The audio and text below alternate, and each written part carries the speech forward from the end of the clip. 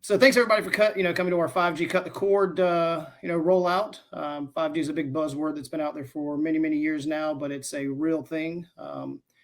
It's not a scary thing. We kind of want to make sure everybody notices that. Kind of introduce ourselves. Myself, Jackie Sluter, been with RCN for coming up on a year. Been in the industry though for about 10 years. Been in wireless. I'm going to tell my age now, for about 25 years. So I was selling phones before they were digital, and they were flipping and had an antenna you pull out. So been doing this for a while. My partner Ben White here will explain his extensive experience with us too. Hey, no, I appreciate that, Jackie. So cut my teeth in exactly what we're talking about while working at Cradlepoint, be it mobility or fixed. Jackie and I both together work to deploy all across the Northeast and now across the United States. So glad to be here to talk about what we can do and what RCN as a team can help your enterprise or your department do what they need to do as 5G starts to become an actionable item for you in that network environment. Good deal. Ben, I just noticed you. I don't know if you've seen the new Wakanda Forever movie, but you look like part of the scenes in that movie right now. So that's pretty cool. Let's just get into some of the benefits and the applications, Ben. Yeah. So, when we're talking about where do things fit, where does 5G become something that your team or your agency, department, enterprise, whatever your specific role may be, where does it fit? Well, the answer is it fits almost everywhere. Now, where it fits the most is where low latency, high speed, right? Total throughput, upload, download, or where just the bulk of traffic is important. So, large commercial enterprise with hundreds of different clients or employees who need to be able to stay up during a failover type event. Something where a 5G network, adapter or a 5G router modem combination becomes highly valuable. Where if you do fail over, you don't even experience downtime. It used to be when you fell over, you felt like you were on a life preserve. Now it's something where we actually end up telling people when they fall over. There's one that's a primary use case we see every day. Some other places are, mentioning primary use case is LTE or 5G as primary. We are seeing in multiple instances where the 5G use case is being used to cut their terrestrial ISP provider, right? Being able to move away from the standard ISP solution they pay for monthly. And in all honesty, it hasn't grown very much over the last 20 years. The speeds and feeds are right about the same they were 20 years ago. The capability and then the customer support and total management, it really is a dumb solution, if you will, dumbed down solution, if you will, whereas 5G offers so much more visibility. And the last one that I would say that doesn't cover between is it failover, is it primary, is that edge network or mobility, be it security with high impact cameras that are bringing a lot of data in one time, or mobility networks where you have an ecosystem of multiple clients inside of a EMS bus, a delivery vehicle, a police cruiser. All those different clients are all taking much more data and throughput as a total appetite than they used to, right? 5 years ago, if something had a 15x5 or a 15x10 upload, upload, you'd be happy. Today, we're seeing where if it's not at least pumping out 50 down and 25 up, it's not supporting cameras. It's not supporting the insurance pieces, right? Front, rear-facing cameras, things like that a lot of people want. Plus your vehicle analytics that we see more and more being used in vehicle fleets across the country. So, Jackie, anything to add there that I might have missed? No, I just started looking at this. It was kind of funny that our major businesses that are on the call today are in vehicle and enterprise, and that's two of the first two that we had listed on here. So I thought that was pretty funny. Yeah. But the speeds, like you're dead on, the speeds that we're seeing and the throughputs and the capacity that's available in 5G now is far surpassing anything we've seen in 4G. And obviously, with the 2G and 3G shutdown, it's happened recently with all the carriers. I mean, there's just a night and day difference. I was on a military base recently, and we had 300 meg download speeds, which is, I mean, you think a few years ago was unheard of. Even at your house now, I think I get about 60 if I'm lucky. So imagine having 4 boys and 2 adults trying to work on 60 meg. Be a lot better on 400. Yeah, and the only thing I would add to that, Jackie, and then maybe you could expand here is, we're not just talking about the speed of it, right? So little cars go fast, right? Yeah, but they usually don't haul a lot, right? So, or a one lane highway, you might be able to go 100 miles an hour on it because you're the only one on the road. But when we're talking about actual traffic being able to pass, think of 5G not only as being a faster solution, if you will, but also just more lanes, right? So it's a larger vehicle with a higher payload or multiple lanes. Like, it's instead of a 2-lane highway, we've got a 4 or 6-lane highway. Everybody might be going the speed limit at 75, but even where that speed's only 75, the total capability to move multiple vehicles or multiple pieces of payload across that, in this case packets, it's exponential compared to what LTE used to bring to the table. Yeah, so that's your HOV lane on your highway there. Sure. Yeah, absolutely. So some of the the benefits, we kind of dove into that a little bit. The connection density. I mean, that's where you're talking about your traffic that's here. The more devices that you have connected. I mean, before, we were lucky to have 60 some devices. I think at one point 64 was the number, was the maxing out. Now we're seeing, the capability of having, thousands of devices attached to, to one single band. I know for a fact that back in the LTE days right before 5G was launched, and I had a call center that took a lot more equipment than it takes today just to run a 250 person call center. And now you can have just one piece of equipment running a call center at that point. And that same call center has just switched over to 5G and is now running primary 5G, which is not even something we even thought about or would have thought about back then, Yeah. One thing that's changing rapidly, especially in education, hospitality, and some of your larger office spaces, we're seeing more and more IoT gear get put on LoRaWAN systems that leverage like a cradle point or a 5G endpoint as its backhaul, providing a parallel solution for all these IoT devices. Used to be a one-to-one. One IoT device would get a endpoint or a gateway to operate off of. We've got gateways that we're currently deploying for security products inside of public schools for everything from vape and nicotine usage in the bathrooms to anti-bullying soundproof pieces to door barricades and door jar systems. That one unit used to have its own either LAN port or Wi-Fi mechanism as a client.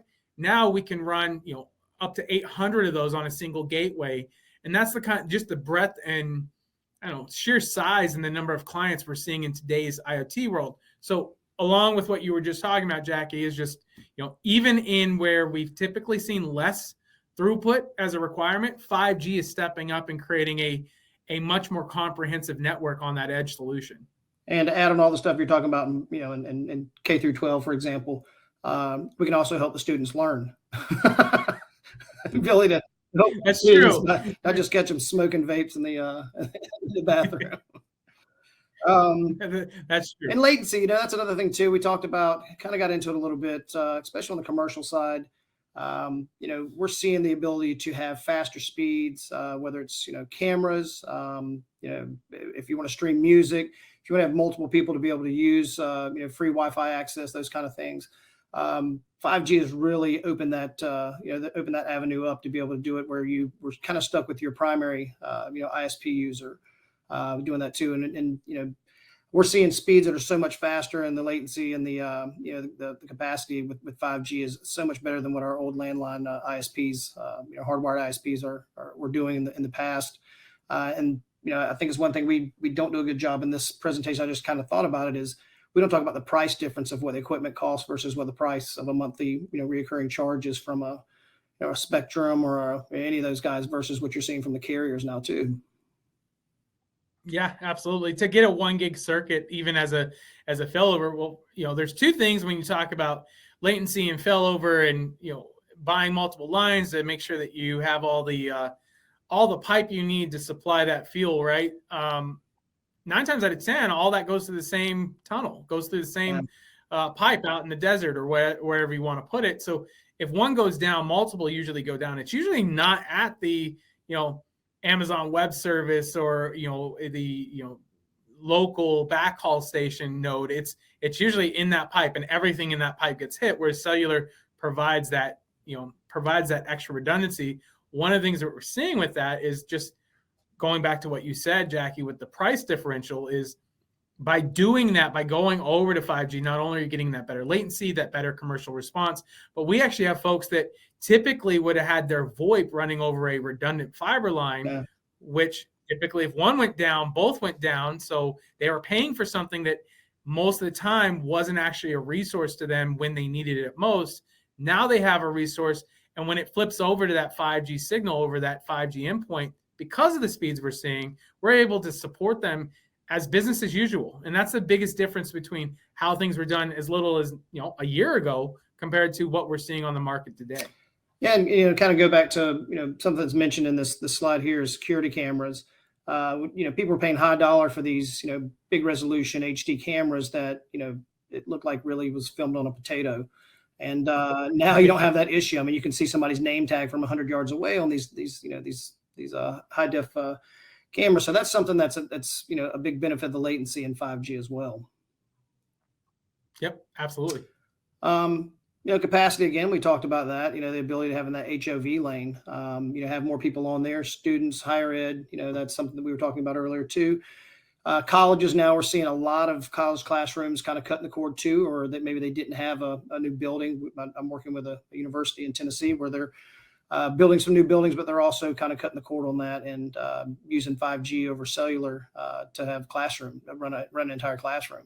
We're doing Wi-Fi parking lots, where students can, before class, after class, kind of get together and, do their studies in a parking lot, where before that's something with LTE that you really couldn't cover as well. I mean, it was possible, but not as well. You need a lot more devices, and the capacity would bring it down, where 5G is allowing you to do that. Yeah. So field services and deployment options. I mean, this is kind of something that separates RCN from a lot of our competitors. A lot of people can sell 5G devices. They can sometimes even help you activate them and like we do, and maybe provision them. They don't sit you out there and send you a box. But something we can also do is we have our own 5G installers. I mean, we have our group. It's nationwide, and multiple deployment options. And I'll go in that here in a second. But something that we offer that's huge, again, that sets us apart is, you can buy the equipment from us. You can buy the equipment from anywhere. I've seen 5G equipment on Amazon. You got some questions, there's no telling what kind of answers you're going to get. I've actually read some of the answers that were asked on Amazon, and it's hilarious. But you can buy equipment anywhere. But you buy it from us. We're going to offer you a setup and config services. I mean, again, I spoke about a new engineer that we have. If you need us to set up a template or do some engineering services for you that's specific to what you need, we're able to do those services. What a lot of people don't do too is, we work with all the wireless carriers, and we can do a site survey. I mean, we can take an actual piece of equipment out there, something that you were going to use, and pop the carrier SIM in there. And let's say Verizon was your who you're using now, but you want to test out T-Mobile. We have the ability to test Verizon out there and put a T-Mobile SIM in there at the same time and test both carriers for you. You may be saying, you know what? I want to also test US Cellular. I want to test AT&T, FirstNet, any of those things. We have the ability to do an on-site survey and give you an actual reading versus, some people years ago, and I've been, somebody that did this before too, is saying, hey, take a carrier's iPhone out there and put it in field test mode. Gives you kind of some of the readings, but this gives you very specific readings. And again, we can work with your carriers doing SIM activation. So, we send the information to your wireless carrier, your partner. They activate it for us. We work in tandem with them to make sure it gets on your account, make sure it hits the network. And in some cases, we can even, I don't know if you want to talk about, us having a second redundancy available on those devices too. Say that one more time. About us having a redundancy on our own RTech. We've got a sister company that. Oh yeah, no, absolutely. Maybe you have a primary that's with Verizon or T-Mobile or somebody, and you say, hey, you know what happens in the event that one of those goes down? Doesn't happen a lot, but I want to have a secondary redundancy just in case. Right.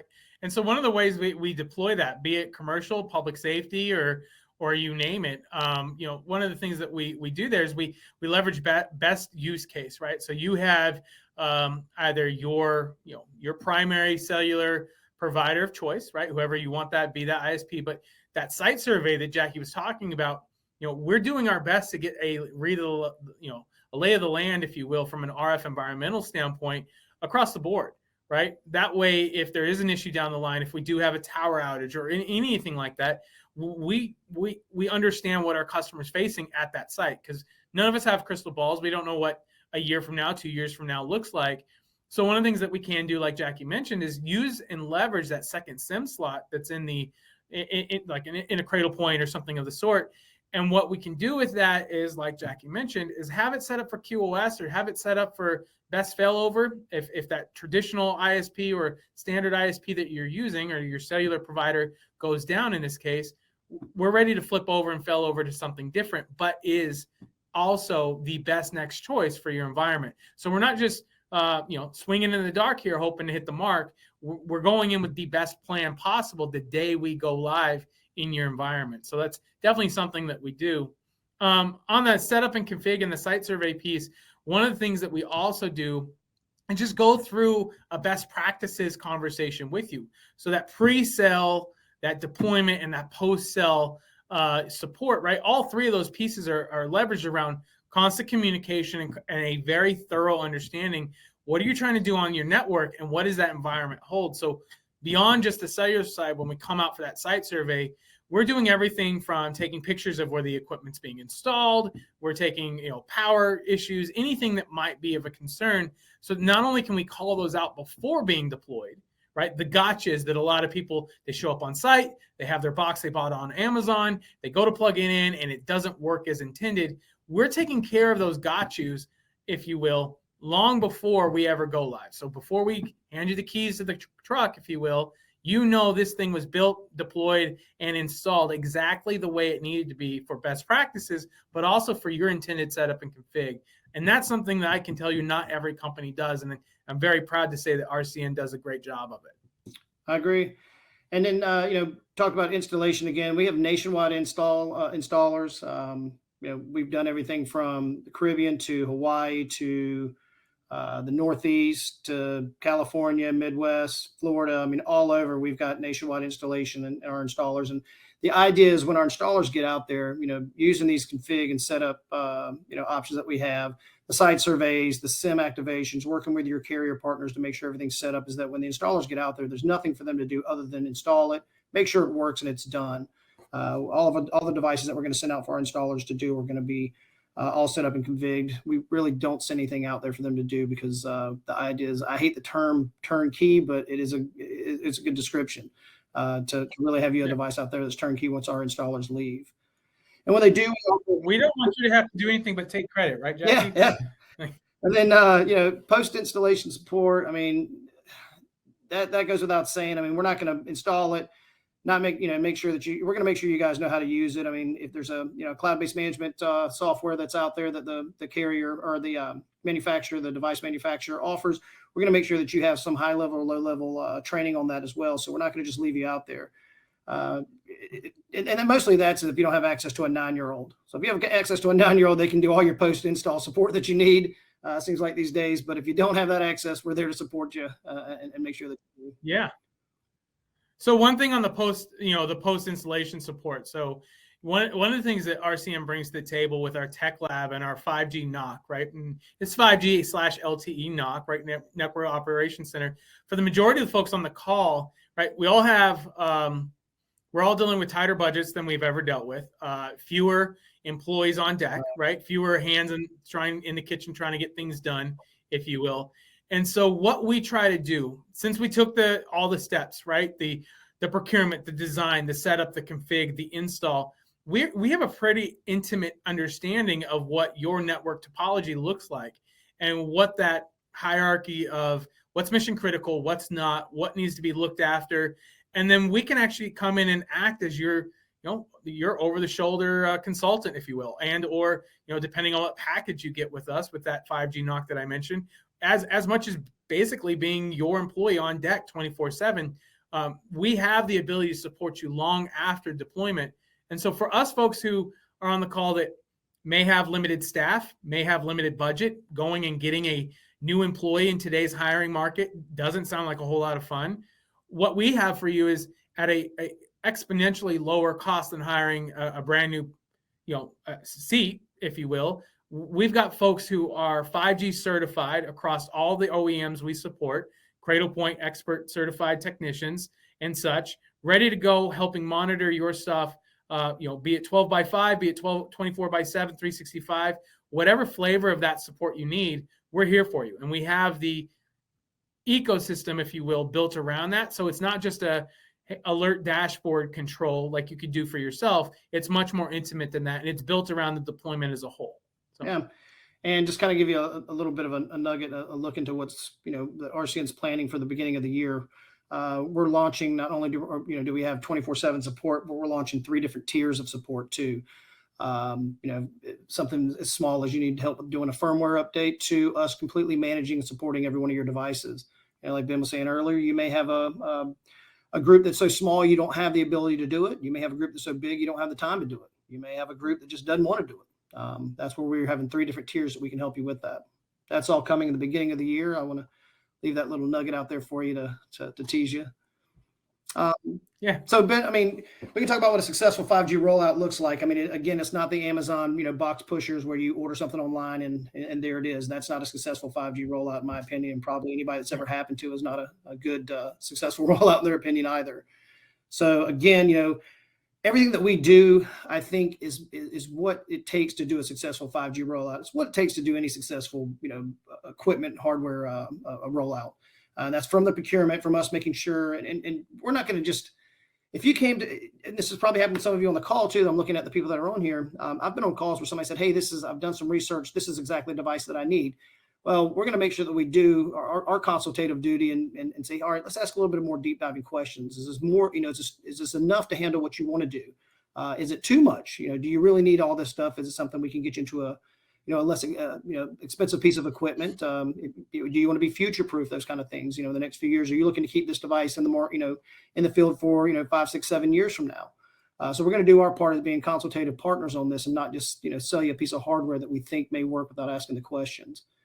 But the site survey, I find more and more is just something that's really important that we need to make sure that, people can tell me I've got a building, it's a 2-story building, we got access to the roof, everything is great. And our installers pull up and say, oh, we forgot to tell you that, the server room is, 2 stories under the earth in a lead box. Well, that's where a site survey comes in, because that's going to come that install to a screeching halt. So that's where the site surveys are such a big deal.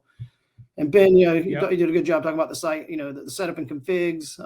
We can do this again, with our NOC services that are coming up. We can do something as simple as, hey, you want to set all this up on your own? We can walk you through later if you need that help. Setting up your Wi-Fi SSID name and passwords. If you wanted us to do all that, we can absolutely do it. We can do a 16-digit Homeland Security approved password. You can make up one of your own, or however you want to do that.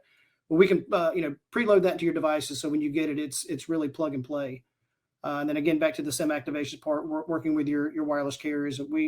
We have worked with every single one of the wireless carriers. I can't tell you how many thousands of successful deployments I've got with, among the carriers, and Ben, you probably have twice that. But, at this point, there's not going to be an instance that we're going to run into any kind of activation with a carrier that we don't, if there's an issue that we haven't already overcome before.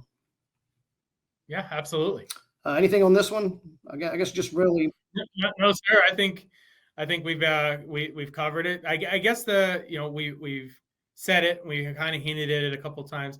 I guess the point of it is, whether you say turnkey or comprehensive service and support, there's a lot of companies that if you just took one of those icons, they've made a industry out of it, right? They've made a company out of that. The difference between us and trying to piecemeal something together is when your customer, or if you're a customer on this call, so whether you're a vendor, a manufacturer, or a customer, or a carrier, when you come to RCN, you're getting everything you need from the first conversation and qualifying out what it is the right product, all the way down to a year from now when we have a client issue somewhere down the line, right? Whatever that may be, you're taking care of every step of the way. Yeah.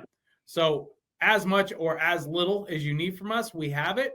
But what's great about what our executive leadership has done, what the folks who have worked here have done, we've taken all those, instead of having it, well, you got to go talk to Bob to get it installed, and you got to go talk to Jill to work out your SSIDs. She works at this company.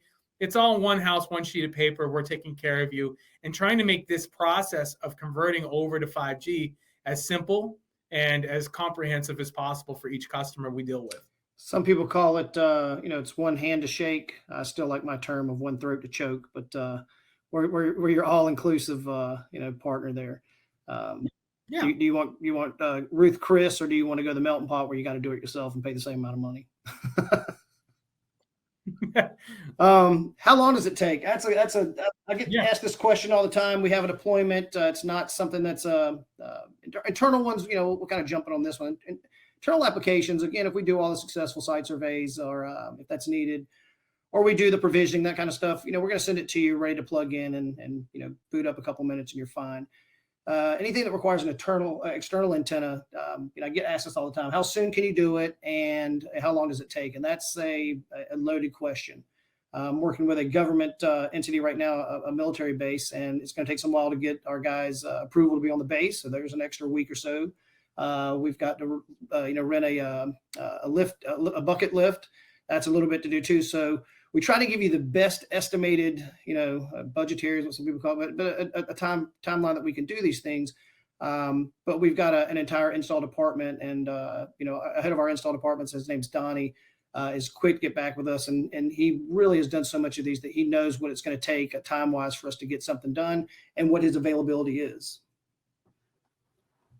So I don't know, Ben, if you've dealt with a lot of these too. I mean, we try to get it as fast as possible. We want to make sure that we leave enough time that, hey, if we tell you something's going to take 2 days, that it takes 2 days, and we're not out there for 4. Right. No, and I think that's one thing, because we do have all the shops needed under one umbrella that is RCN, right? The data side, right? Being able to work with your carrier to light sims up. The hardware side, being able to get that panorama antenna, that cradle point, get all that inline on board, ready to go.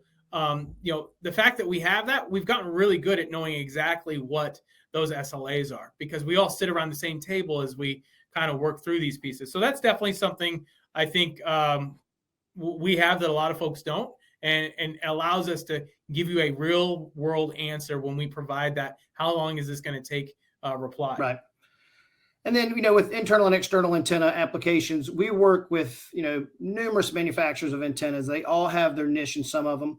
But one of the top of the line, and I've been working with these guys for, I can't even tell you how many years.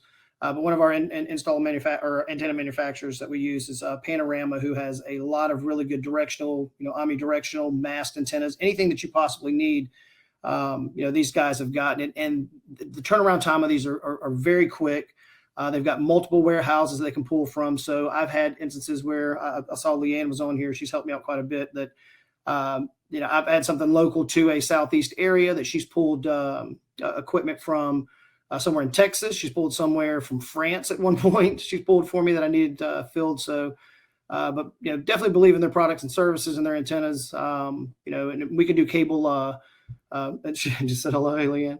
We can do custom cable lengths too. So some of these cables sometimes come with a standard 15-foot, cable. But if you need something that's 40 foot, you need something that's 50 foot, 100 foot, we can get custom cut cables for you as well in a short amount of time through our partners.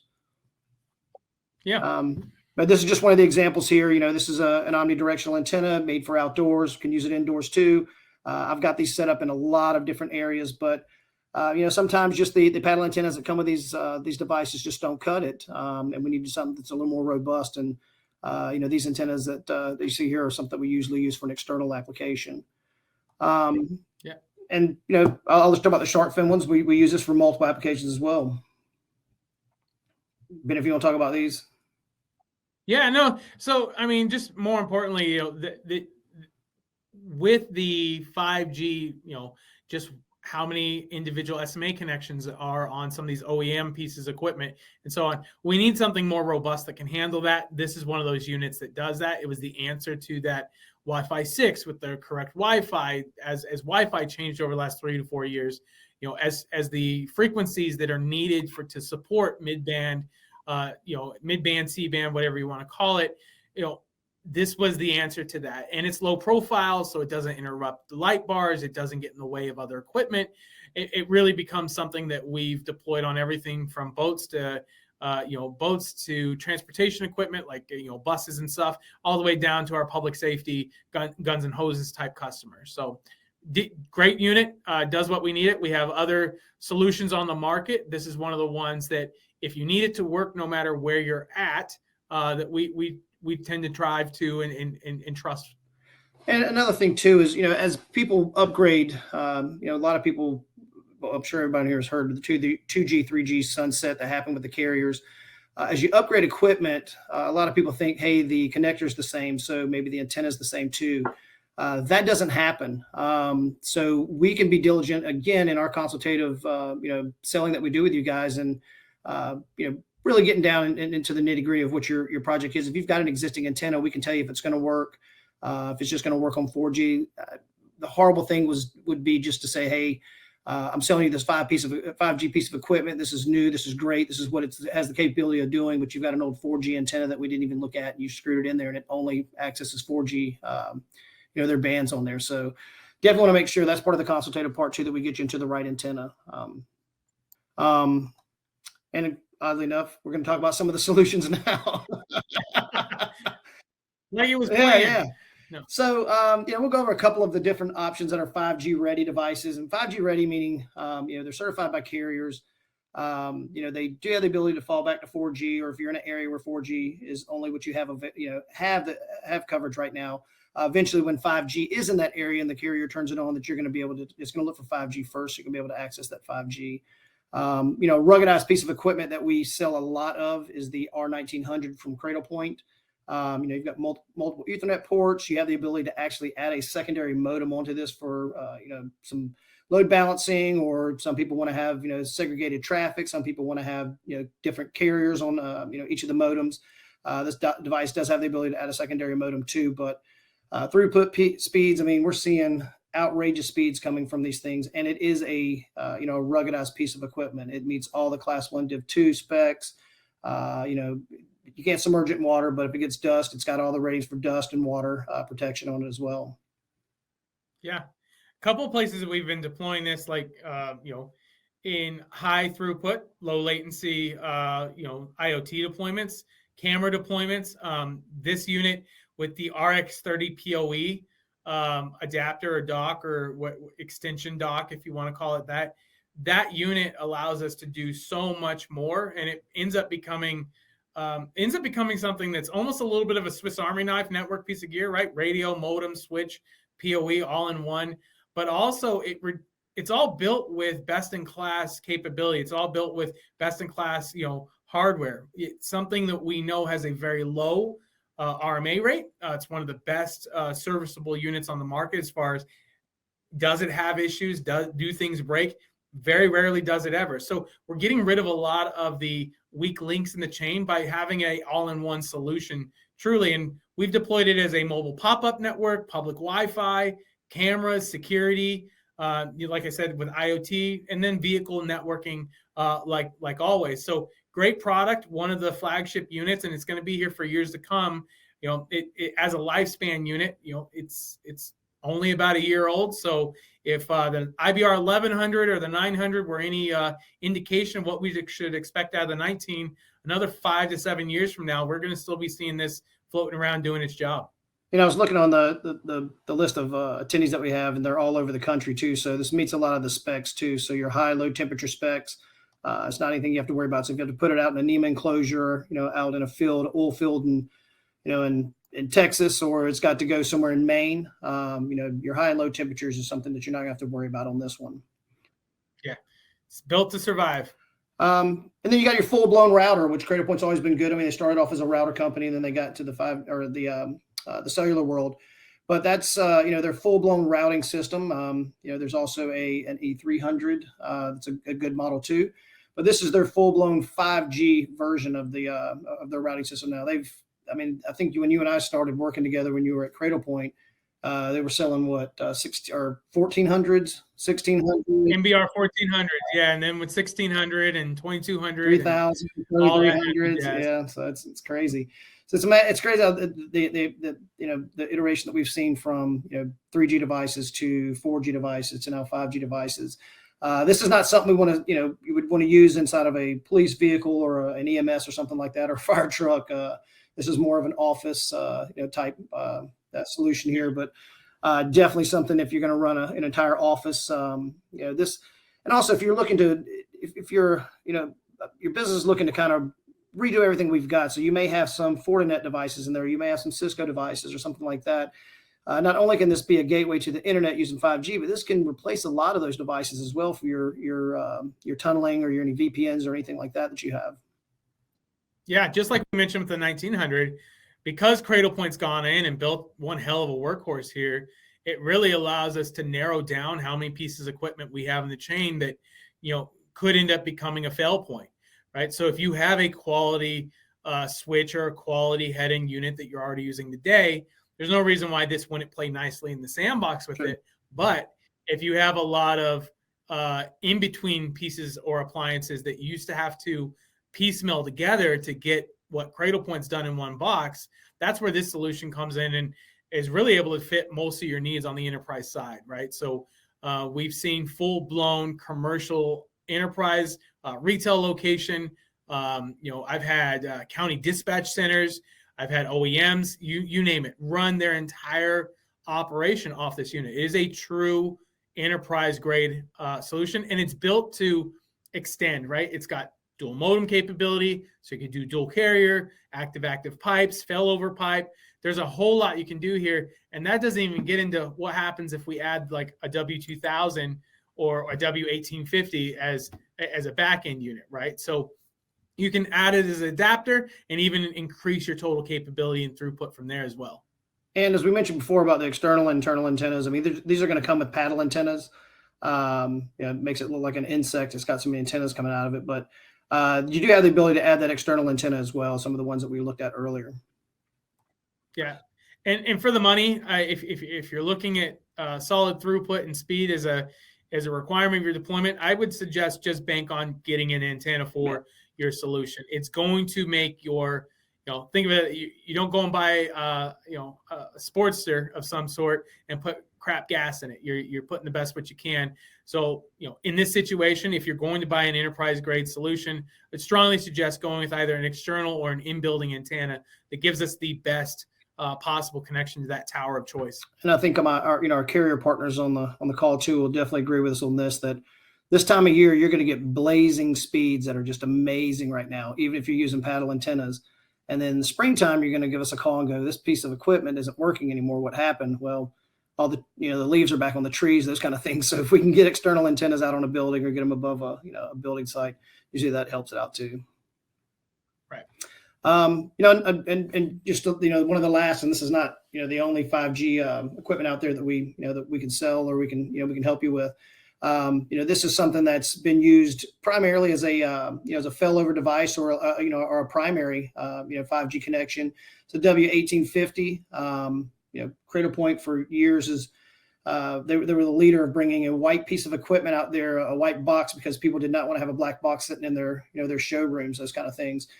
So this is a piece of equipment that's been around for a while, from the 850, now the W1850 being a 5G version that is a workhorse. I mean, it's literally there to be your point of connectivity to the outside world through carriers, but it doesn't offer the bells and whistles that 3000 or that 1900 does. I mean, there's no Wi-Fi on this. I mean, it's really meant to be an extra add-on or an accessory to an existing firewall or server that you already have to get you internet access through cellular. Anything on this one? I've sold. No, sir. Sold a ton of these things for people that just have come in and said, hey, this E3000 is a great deal. I think this is something that I need. And you find out they've already got every bit of infrastructure that they need. That was just overkill for them. And if anybody from Cradlepoint's on this call, I'm sorry you heard me say this, but I've been a good partner and said, hey, look, this is all you really need. I don't want to sell you something you don't. Yep. And then W2005's been out. I feel like I've been talking too much, so I'll let you handle some of it. Yeah, no. So the W2005, right? This is an all-in-one type solution in a lot of ways. So it's that external antenna, that external connection that we were talking about, all ran over PoE back to that head-end unit. So the head-end unit of your choice, if you already have something deployed, it comes with the PoE injector in the box. So you're not having to go out and source. Again, they've made it very clean and easy to have everything you need for the deployment. and then you just run it over Ethernet. It goes on a wall mount, pole mount, however you need it to be, so that we're pointed at the tower. Now, one thing to mention about this, and something that RCN we mentioned earlier, 5G certified, you have to know what you're doing in order to not just procure, but also deploy this solution. So this is one of those 5G solutions we're talking about, where this isn't just something that you can go out and get and hope you install it correctly. There's a process to making sure this is done right. But when done right, we have speeds, and if you want to reach out, we're happy to share some individual customer success stories with you.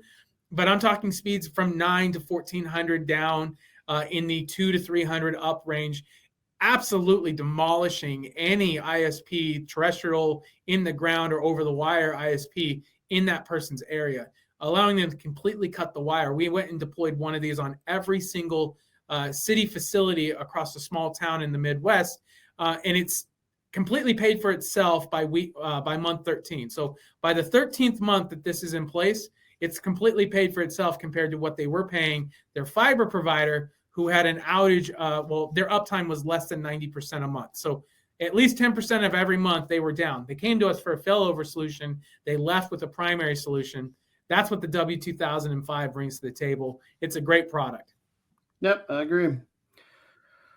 So again, kind of the, why partner with us, the full gamut of what we talked about earlier, the successful rollout, what it really takes, is what we offer in every one of our deployments. The world's telling me to download this. Hold on. Sorry.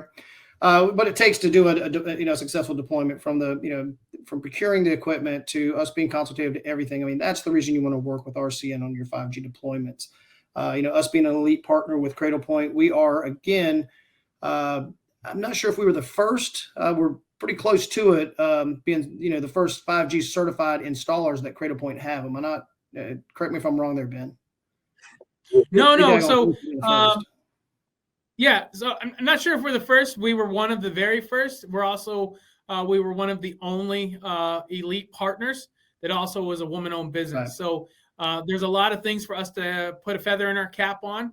I do believe we were one of the first, but absolutely one of the few and first to be a small woman-owned business, right, to also be an elite partner, so best in case pricing, but also to have all in-house certification for both our NOC as well as our installation team. So both pre, post, and during the cell deployment coverage. So a lot going on there. But yeah, no, a lot to be proud of. The thing that popped up, that is a YRCN PDF.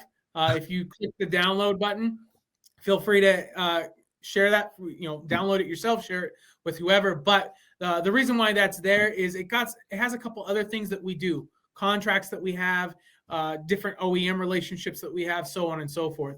So download that if you would like to learn a little bit more, and it's not covered in what Jackie and I have already discussed here today. I saw it pop up on mine. I thought I did something wrong. I've got a happy trigger finger here with the mouse, and I'm like, oh my goodness. Yeah, no worries.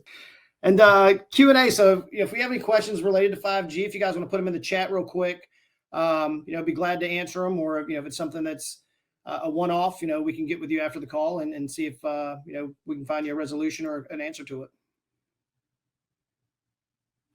Yeah. No, thank you so much for joining us today. I'll put thank you. You put mine in there for me. Oh yeah, I got you, buddy. Yeah. So if you don't have any questions now, I mean, definitely, there's two sites there, or two ways to contact us here. That's an info, email address kind of goes out. They'll get it disseminated to the right person. This is our generic office number, but Ben's got his email there. I've got mine there. I cover right now the entire East Coast. Ben covers the West Coast.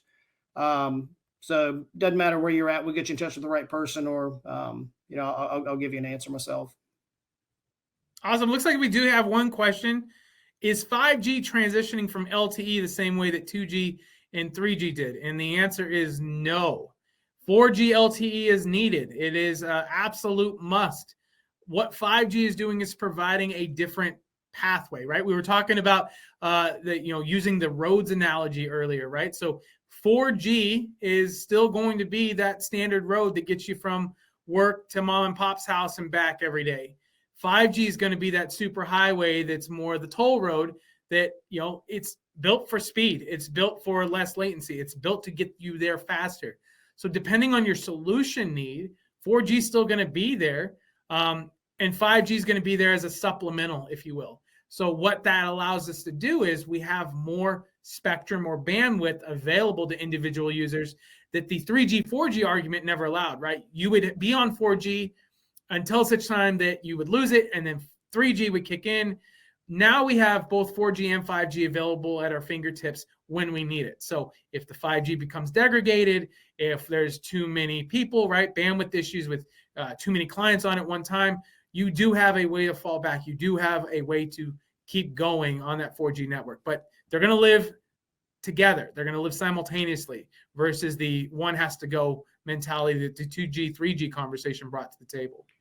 And just kind of go back to this one too, is it transitioning into it? I guess Ben said no. It's the next iteration of where we're going. With 2G, 3G back in the day, I mean, it was like dial up, to having an actual DSL line or something like that. So it's the next iteration of going in there. So everything's kind of going that direction, but there's been no talk of 4G LTE being sunsetted anytime soon. So as Ben said, he's absolutely right. They are going to run in tandem.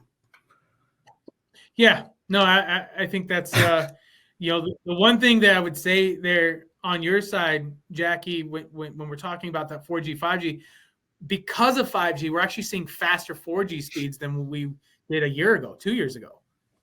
We're seeing 4G speeds in the 100, 150, where that was unheard of. But it's because of that better category modem for Cradlepoint.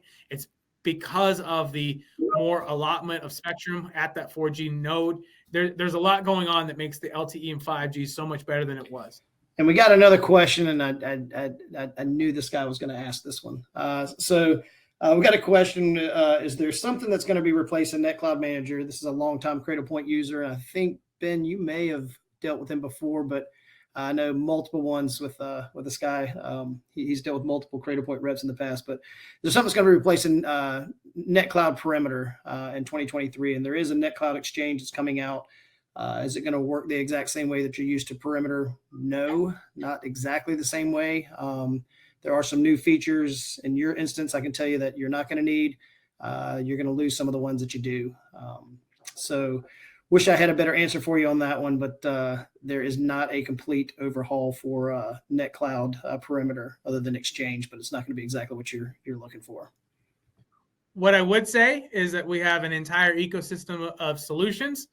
We have some of the best engineers in the industry, and we work closely with Cradlepoint directly to be ready for what is coming. So what I would say is we probably have an answer for you or a workaround if it's something that's detrimental, but you're going to be covered. And the new system is pretty damn cool. I don't know. There's not a bit easier way to put it without sounding like a ShamWow guy. So.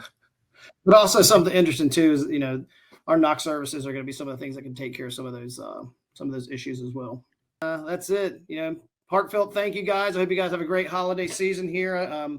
For those of you whose business are ramping up and it's getting crazy in the last month of the year, good luck to you out there. If we can help you with anything, let us know. For those of you that are tapering back down, God bless you. That's a good one to have. And, wish you all the best in the upcoming new year. Anything we can do, please let us know to help you.